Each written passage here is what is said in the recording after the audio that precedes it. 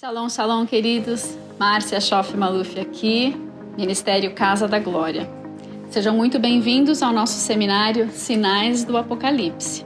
São várias aulas e nós vamos abordar temas como a segunda vinda de Cristo, os sinais da segunda vinda de Cristo, sinais da consumação da era, sinais atuais que nós estamos vendo, que lógico estão na palavra, mas que nós já vemos na nossa atualidade.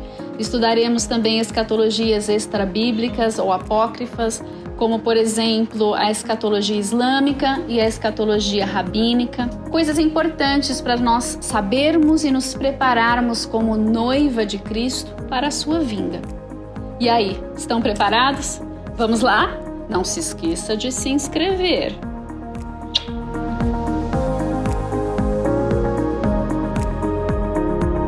Resumo desse momento do início da semana tribulacional são as dores, ou princípio das dores. O que está princípio das dores aqui? Ah, eu já sei. Bem-vindo ao meu mundo, que muda de ideia bastante. Então, tem horas que eu acho que o princípio das dores são antes da semana tribulacional e tem horas que eu acho que o princípio das dores estão dentro da semana tribulacional. Então, nesse slide, no dia que eu fiz, eu estava... Não, mas tudo bem. Não tem problema, não tem erro aqui. Quer dizer, não tem erro porque também não tem acerto, não tem um absoluto. Mas o importante é entender quais são os eventos que podem estar beirando o início da semana ou já, creio, até nesse momento hoje, no início da semana tribulacional. Multiplicação de iniquidade, o que importa é que está escrito na Bíblia na ordem que está ali.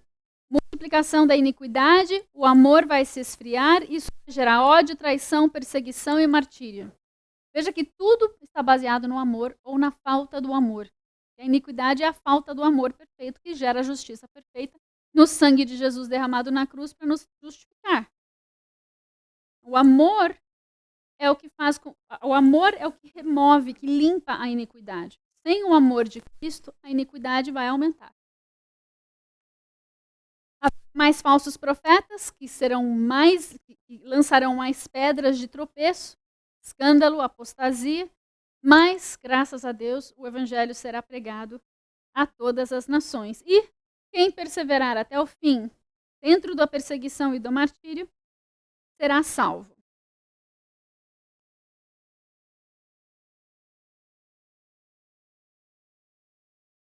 Qual é o resumo de Mateus 24, de 1 a 14?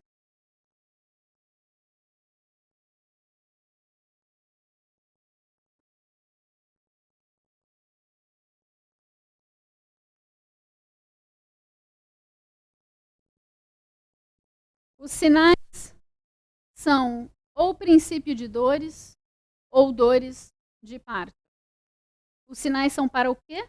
São para a segunda vinda de Cristo, a conclusão dessa etapa do plano da redenção e que culmina com a consumação da era, o término, o encerramento de uma era. A concepção, conforme Mateus 24, 32 e 34, que nós não chegamos lá ainda, é a geração da figueira. A geração que vir a figueira brotar, florescer. Se ela já floresceu, ela deu fruto, porque o fruto vem antes da folha. Essa geração, seja ela de 120, ou de 100, ou de 70 e 80 anos, essa geração não passará até que venha e veja a vinda do amado. Seja lá como nós calculamos isso. E a gente não precisa ser tão na unha também, são 70 anos, são 100 anos, são 120 anos. É um povo que verá, desde 1948, nascer uma nação e verá ela não só a árvore crescer, a árvore existir, ter seiva, ter vida, ter raiz, mas vai ver essa árvore dar os pequenos frutinhos e depois vai ver as folhas se manifestarem e esse fruto amadurecer. Esse fruto vai ser colhido pelo Messias, pelo esposo. Ele há de consumir esse fruto da sua amada, Israel. E se eles eram os trabalhadores da vinha para a nação e para serem luz aos gentios na primeira vinda, nós é que somos o amigo do noivo dessa hora, dessa vinda. Nós é que estamos ajudando em intercessão Israel a entrar no seu chamado. Eles ajudaram, os 12 discípulos eram israelitas, certo? Eram todos judeus. A igreja primitiva era composta de judeus. Aquele pequeno remanescente foi luz para nós, os gentios. Agora chegou a nossa vez. Nós vamos ser os intercessores, nós estamos ajudando essa figueira a se realinhar, podando daqui com a nossa intercessão, para que eles entrem no seu chamado de esposa, de noiva. E nós somos enxertados neles, então nós temos todo o interesse em que eles encontrem a Cristo nessa segunda vinda, para que não percam mais uma vez o dia da visitação e que nós também não percamos o dia dessa visitação. Tivemos a gestação, ainda não é o fim, aquele monte de guerra que nós vimos naquele slide da página 9, eu acho que era, na sua apostila, com os eventos da Primeira Grande Guerra, Segunda Grande Guerra. Na verdade, antes, são 2000 anos, e nós começamos a listar só os mais importantes no que diz respeito ao nascimento de Israel, novamente. Mas é tudo o que vem antes, a fase da gestação. Ouvireis de guerras e rumores de guerras, engano e falsos cristos. Está ali no comecinho da resposta de Jesus, no versículo 4 e no versículo 6 de Mateus 24. Temos então a fase latente, que foi essa última parte que nós lemos, chegando até a abominação desoladora, que já está. Então, já estamos dentro da semana tribulacional. A abertura dos selos. Lógico que tem muitas pessoas que colocam selos, trombetas e bacias depois da abominação desoladora. Como eu disse, o importante é manter a sequência e a ordem dos eventos. Isso está claro nas Escrituras. Aonde posicionar ao longo, antes ou depois da semana tribulacional, fica a nosso cargo. O que não pode fazer é tirar esses eventos da ordem. O restante a gente vai saber. O dia que houver o fortalecimento da aliança com muitos, que favoreça a construção do templo em Jerusalém, nós saberemos que a semana tribulacional começou. E o falatório, né, já está tudo caminhando para isso. Já o Biden está lá na Arábia Saudita conversando, usando mais ou menos o plano do Trump e do Kushner. A gente não sabe muito bem o que vai sair dessas reuniões, mas nós nem precisamos especular. Espera sair, porque do papel para a realidade, às vezes, existe uma certa diferença. Não vamos correr com a mídia, vamos correr com a palavra. Não é a mídia que interpreta a palavra, é a palavra que interpreta a mídia, para nos dizer se está correta ou se não está correta. Começando a semana tribulacional, com a abertura dos selos, segundo Mateus 24, de 7 a 14, nós temos tudo isso. Engano, guerras, fome, peste, terremoto, ódio, apostasia, aumento da iniquidade, falsos profetas, martírio, e amor de muitos, quase todos, vai esfriar. E chegamos, então, no rompimento da bolsa. Então, rompeu a bolsa, a abominação desoladora. Daqui para frente, os sinais serão mais intensos, mais rápidos, haverá uma sequência mais ritmada, cronometrada, entre aspas, e Deus queira que nós não estejamos mais aqui, mas se estivermos, precisamos ser fortes, porque será a maior colheita da história. E nós teremos o privilégio de sermos os trabalhadores dessa terra. E se você não gostou do que eu disse, você não precisa me bater nos comentários. É só discordar com graça, não tem problema nenhum. É permitido discordar, mas esteja crente na sua discordância. Suas ações e reações falam mais alto do que suas ideias teológicas. Fica a dica. E enfim, next.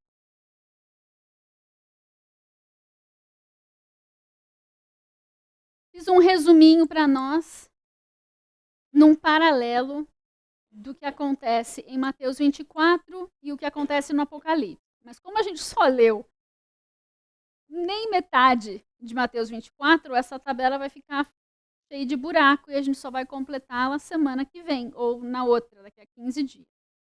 Na concepção, não está aqui, mas deveria ser quando a gente chegar no texto da figueira, a gente coloca aqui a figueira florescendo ou brotando ou dando folhas.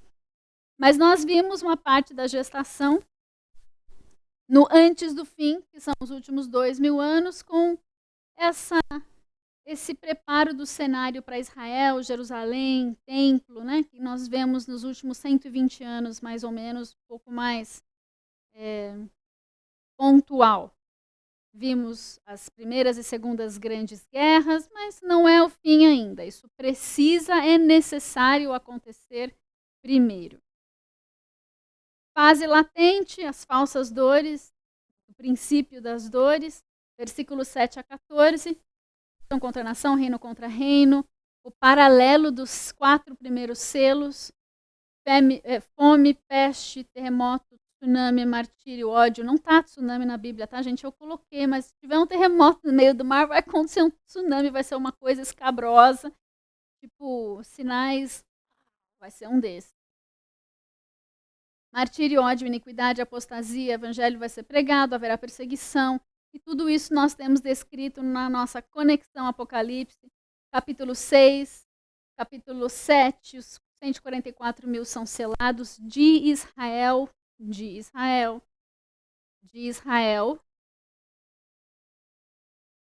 Haverá uma guerra celestial, sexto selo, Apocalipse 6, com a guerra de Miguel e Satanás, lá no capítulo 12 de Apocalipse. O império da besta é formado nesse nosso tempo, entrando na semana tribulacional. Babilônia está assentada já sobre a besta. Não sei se vai mudar a maneira de atuação de Babilônia, mas creio que sim, quando o império da besta se entrar em ação, vier à luz, for formado de fato. Porque lembra, nós temos 10 chifres, 10 reis, 10 reinos, mas o anticristo não é nenhum deles. É o pequeno chifre que sai do meio desses 10, sai da mesma estrutura, mas não é nenhum desses 10. Então, mesmo que nós vejamos alguma estrutura com 10 reis ou reinos, ainda nenhum deles vai ser o anticristo. Ele vai surgir da estrutura, mas nenhum desses 10. Por isso a gente tem que ter paciência de esperar as coisas se formarem. Quando elas começarem a se formar, creio que vai ser tudo muito rápido. A gente tem que lembrar o texto bíblico para não torcer as coisas. Se nós vamos ser a boca de Deus, se nós vamos ser o preparo da terra para esses tempos, a gente tem que estar all our ducks in a line, in a row, como a gente fala, né? Precisa estar com tudo meio que já entendido, a ordem das coisas, porque assim que acontecer uma, a gente já sabe que vem a próxima. Você não sabe se é daqui a uma semana, 2 dias ou 2 anos. É a próxima. E dentro de 3 anos e meio, não dá para ter muito tempo entre uma coisa e outra. Então, a gente precisa estar com tudo bem entendido, com as caixas doutrinárias abertas, lógico. E ainda temos a mensagem dos 3 anjos, que nos ajudam a colocar a cronologia desses tempos. Haverá um anjo que vai voar por toda a terra. Tem mais essa ainda, para nos ajudar, Deus ainda vai enviar os seus anjos pregando o evangelho nos ares. Aí vem um outro que fala assim, não adorem a mais nenhum. Esse é o primeiro, não adorem a mais ninguém, adorem somente a Deus, o Criador. Aí vem um segundo que fala, caiu Babilônia. Já sabe que a abominação desoladora está para acontecer. Aí vem o terceiro que fala assim, não recebam a marca da besta, ou seja, vai ter uma marca, não recebam. Junto com isso, nós ainda temos 2 testemunhas em Jerusalém ministrando, ou tem gente que acha que é por tudo quanto é lugar, mas temos 2 testemunhas ministrando o evangelho com sinais, milagres e maravilhas por 3 anos e meio. Serão tempos de grandes emoções. E chegamos só no momento do rompimento da bolsa, na nossa tabelinha aqui. O resto, cenas dos próximos capítulos, vai ficar para daqui a 2 semanas. Ufa! Terminamos muito cedo hoje. Que bênção, né?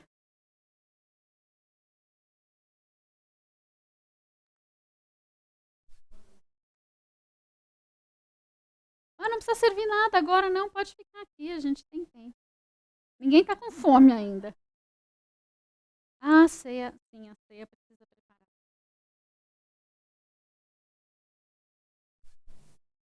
Sabendo desses eventos que estão por vir, sabendo de tempos de abalos, sabendo de tempos de perseguição, sabendo de que nós teremos a iniquidade se multiplicando e o amor de muitos se esfriando e muitos apostatando da fé. Qual deve ser a nossa postura? Qual deve ser a nossa busca diante do Senhor?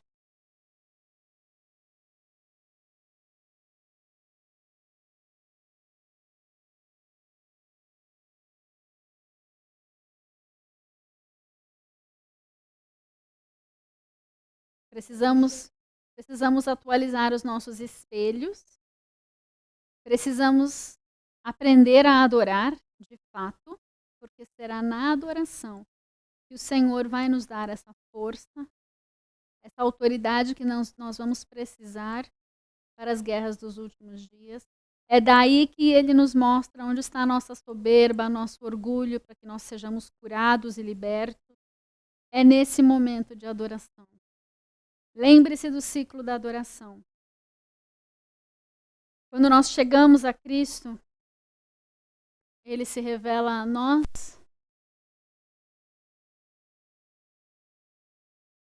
Nós, tão agradecidos naquele momento do primeiro amor, nós só queremos agradecer, tudo é amor, tudo é lindo, tudo é perfeito. A gente até esquece que tem luta. E nós chegamos diante dele naquela simplicidade, naquela infantilidade inicial da nossa imaturidade, e nós simplesmente agradecemos. A gente não sabe que pode beijar, que pode agarrar, que pode pular no colo. Eu, pelo menos 30 anos atrás, não sabia que eu podia fazer nada disso. Mas eu chorava tanto. E nesse meu choro havia uma adoração que dizia: achei, achei, achei, achei, achei que eu já conhecia, mas não, eu achei, eu te encontrei. E tudo que eu precisava estava nele. E eu ia a vários cultos e todos os apelos estava eu lá. Eu nem sabia o que estava oferecendo, eu queria. Quer dizer, eu ouvia, mas eu não entendia, mas eu queria porque tudo eu precisava. Então eu aceitava Jesus todo dia de novo. Não entendia que bastava um sim, mas a minha alma precisava entender o que era aquele sim. E então eu precisei de muitos sim para que a minha alma compreendesse a realidade do que eu estava fazendo, aquele passo de entrega. Mas conforme eu chegava para adorá-lo, ele se revelava a mim, mas a iniquidade era tanta, que eu me sentia aqui, mas de fato eu estava lá. Mas ele me fazia me sentir como se eu estivesse pertinho. Mas a minha alma estava tão fragmentada, tão suja, tão... Mas ele não me fazia sentir nada disso. Hoje eu olho para trás e eu percebo. A gente olha para a nossa jornada e vê como nós chegamos diante dele.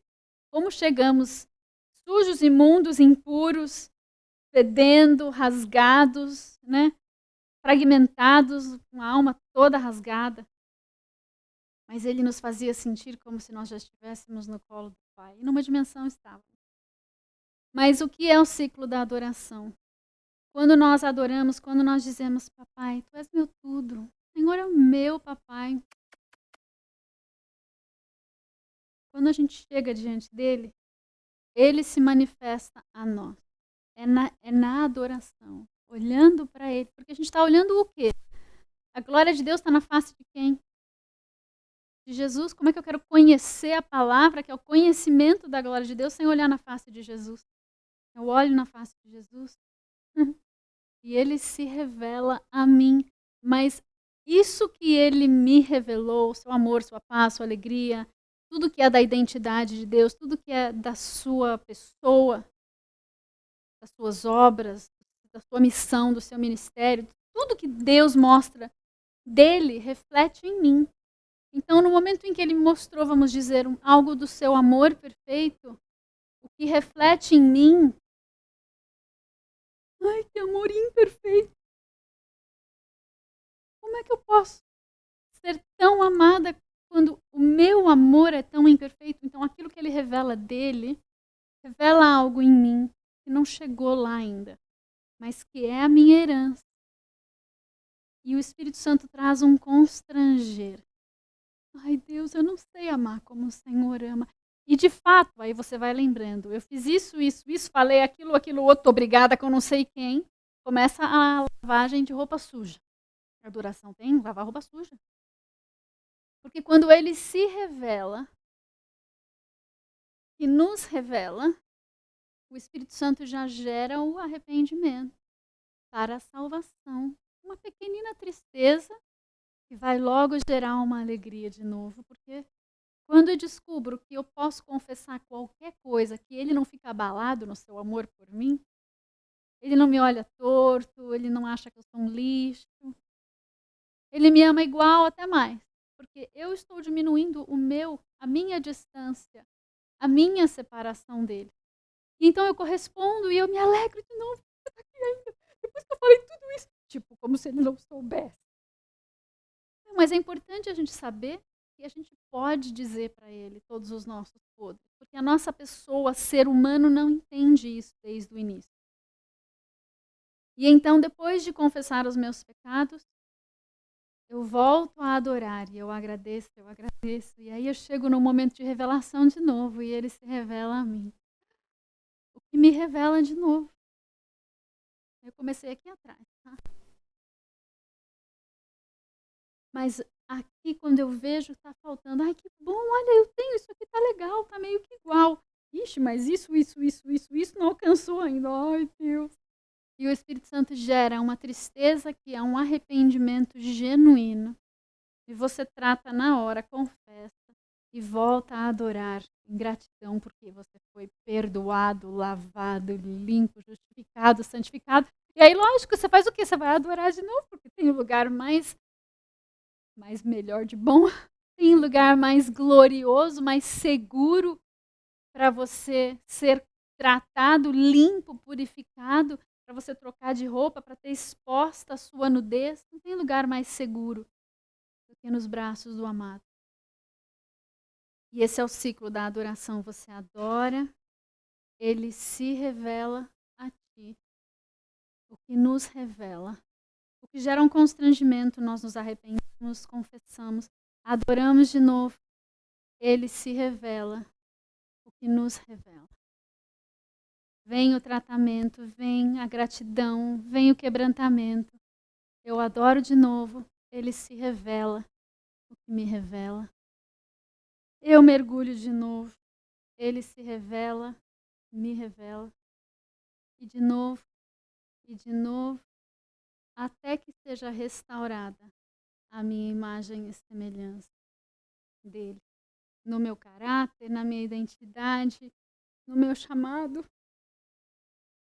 em todas as minhas ações, em todas as minhas reações. Mas demanda eu querer estar na presença dele. Demanda eu ansiar por ele como ele anseia por mim.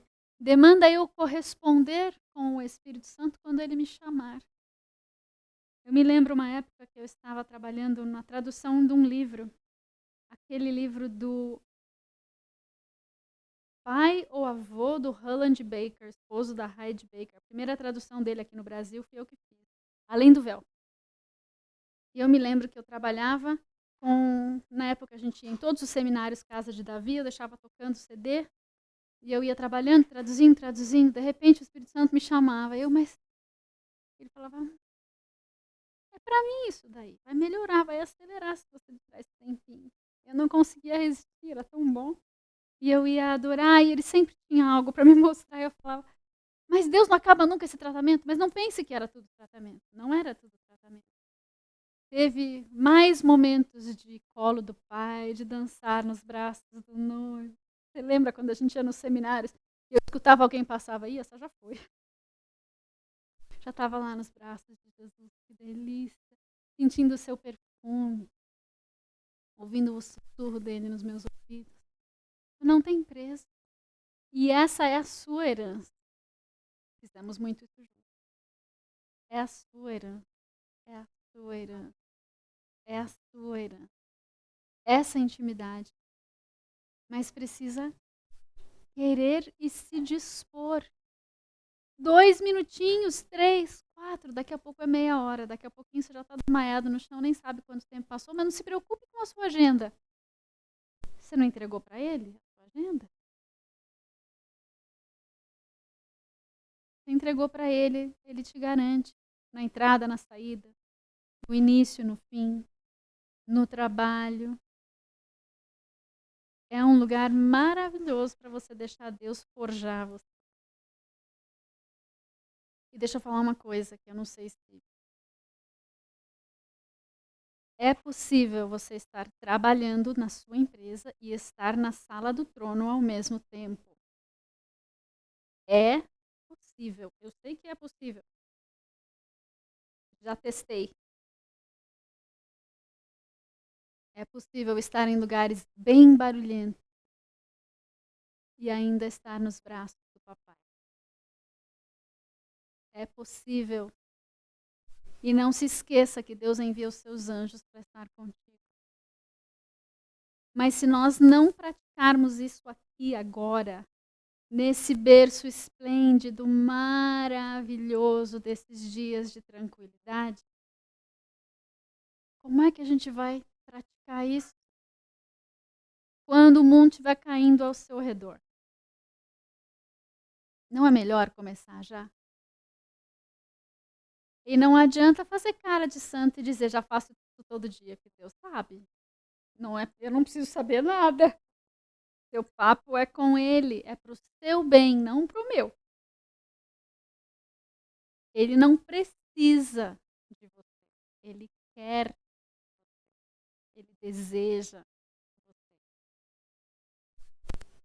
Ele quer um exército poderoso, glorioso sobre a terra, e esse exército somos nós, noiva. Você chegou até o fim! Parabéns, você é um vencedor. Agora não se esqueça de se inscrever e nos seguir, para que você não perca as próximas aulas. E se porventura você chegou no meio e quer conhecer o nosso conteúdo anterior, não esqueça de procurar na nossa playlist. Ah, não posso deixar de falar. Se você quiser nos abençoar, tem aqui algumas opções para que você possa fazer isso. Até a próxima, então. Até lá. Shalom, shalom.